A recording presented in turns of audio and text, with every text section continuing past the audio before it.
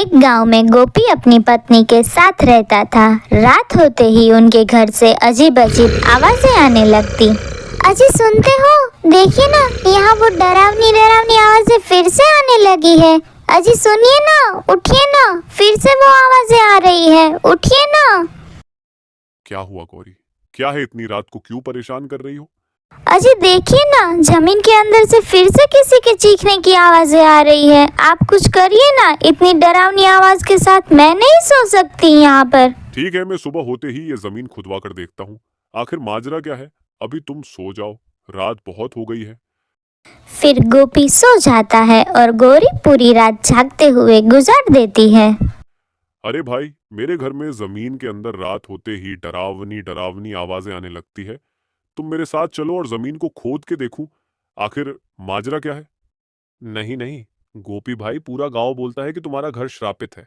तुम्हारे घर की जमीन के नीचे भूत पिशाच का वास है। अगर मैंने तुम्हारे घर की जमीन खोद दी तो सबसे पहले वह चुड़ैल मेरा सर धड़ से अलग कर देगी।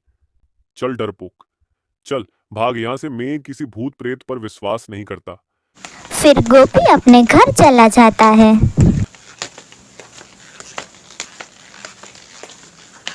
रात को गोपी और गौरी सो रहे होते हैं तो वो डरावनी आवाजें फिर से आने लगती है, तो गौरी की नींद खुल जाती है।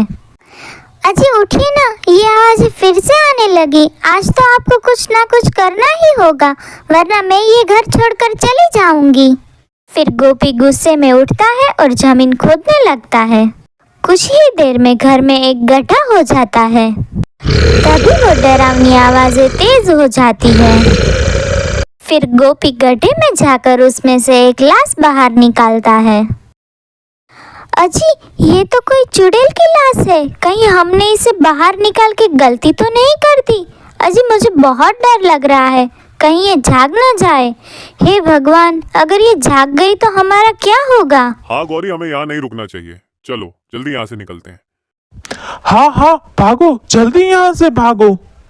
गोपी जैसे भागने जाता है तो वो चुड़ैल गोपी को पकड़ लेती है। अरे मेरे लिए तो रुको, इस कमबख्त ने मेरी टांग पकड़ देत ली है। अब मैं क्या करूं?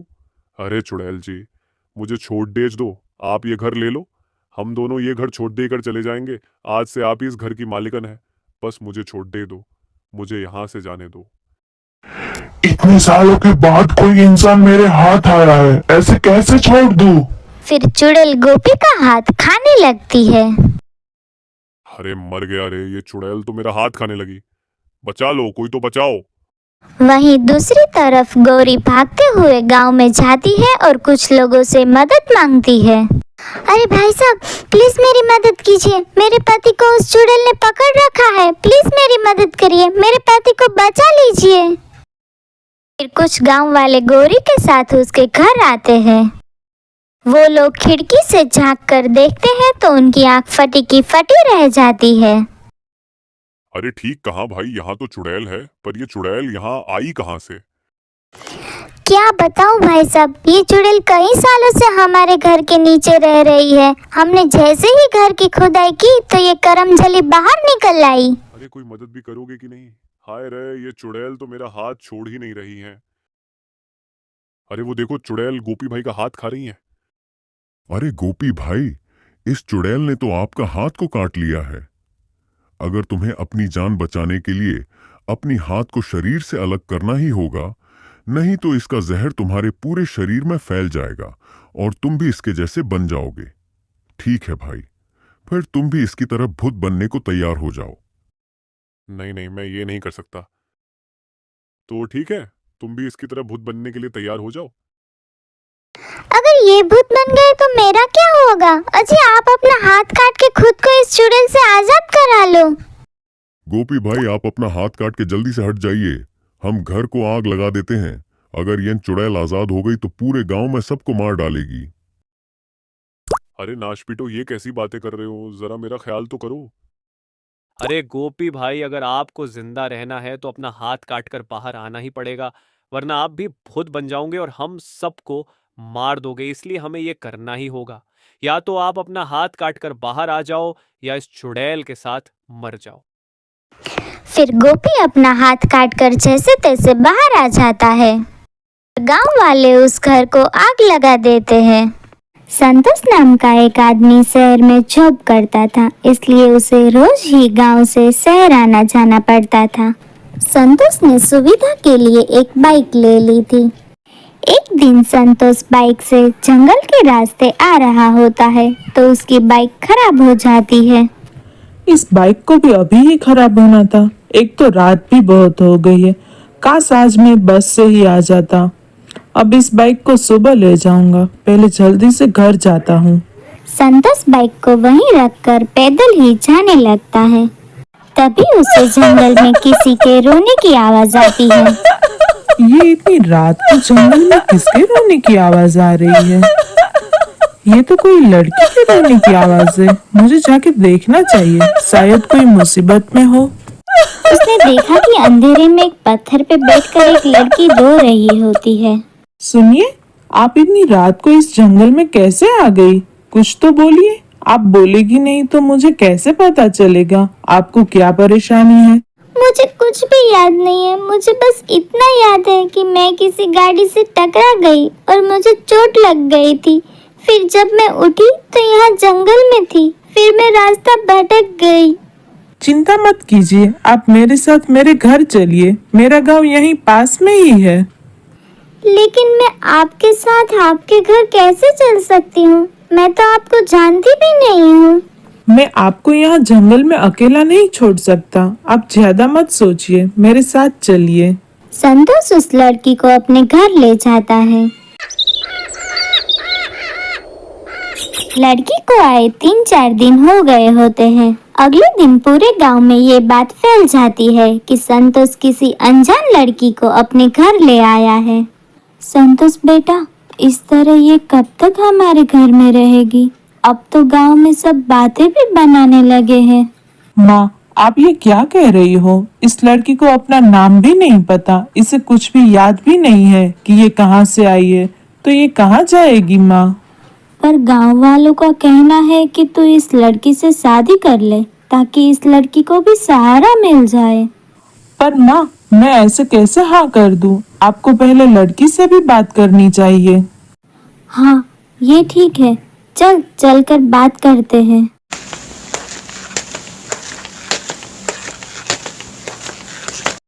बेटी, हम जानते हैं तुम किस परिस्थिति से गुजर रही हो। तुम्हें अपना नाम भी याद नहीं है। चलो, मैं तुम्हारा नाम संध्या रखती हूँ। संध्या बेटी, मैं चाहती हूँ कि तुम संतोष से शादी कर लो ताकि तुम्हें भी घर मिल जाए। ठीक है माँ जी, मुझे इस शादी से कोई इनकार नहीं है, पर मेरी एक शर्त है। आप कभी भी बिना दरवाजा खटखटाए मेरे कमरे में अंदर नहीं आएंगे।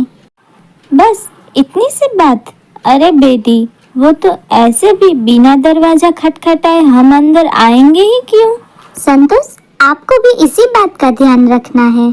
संतोष संध्या की बात मान लेता है और दोनों की शादी हो जाती है।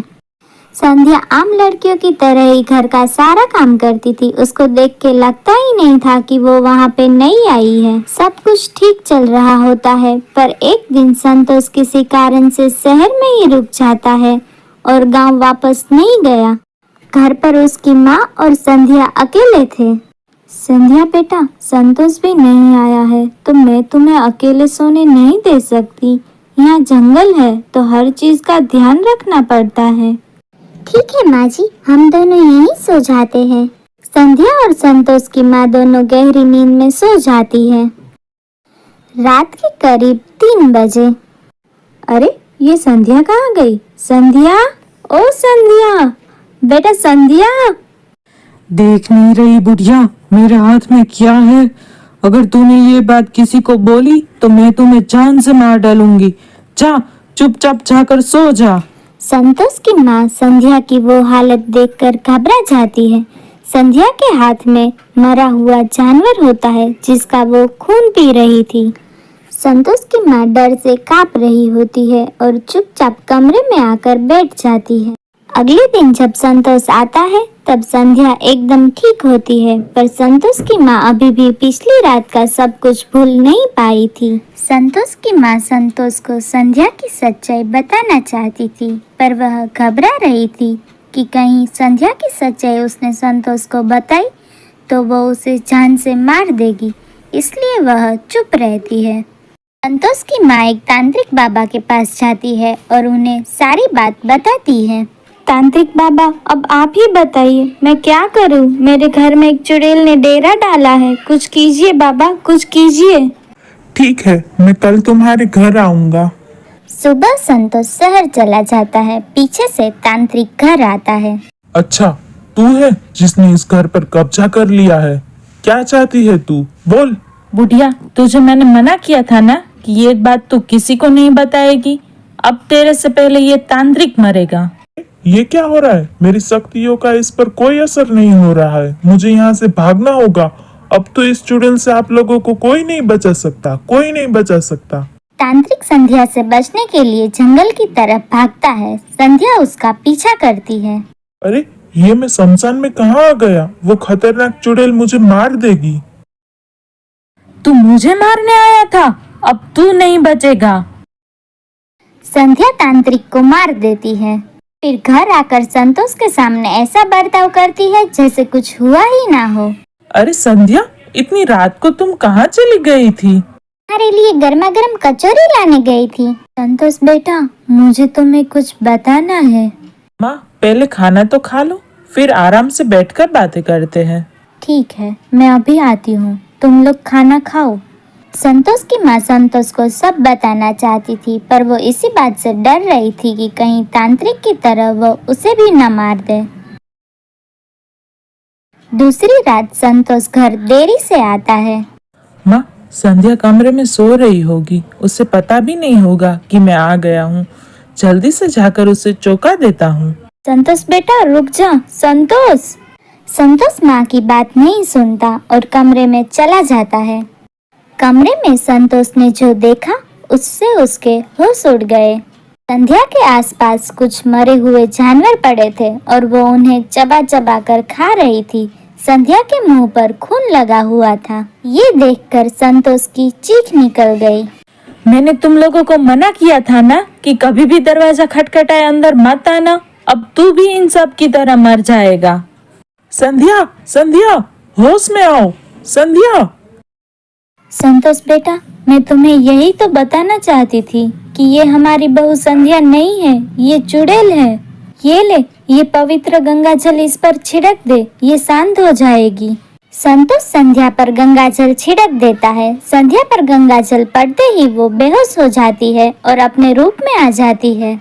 संतोष अपनी माँ के साथ मंदिर के पंडित जी के पास जाता है और उन्हें सारी बात बताता है। संध्या के ऊपर किसी बुरी आत्मा का साया है। जब तक वो बुरी आत्मा उसके शरीर में रहेगी तब तक संध्या ठीक नहीं हो सकती। तुम्हें वो आत्मा के शरीर को जलाना होगा, तभी वो संध्या के शरीर से अलग होगी।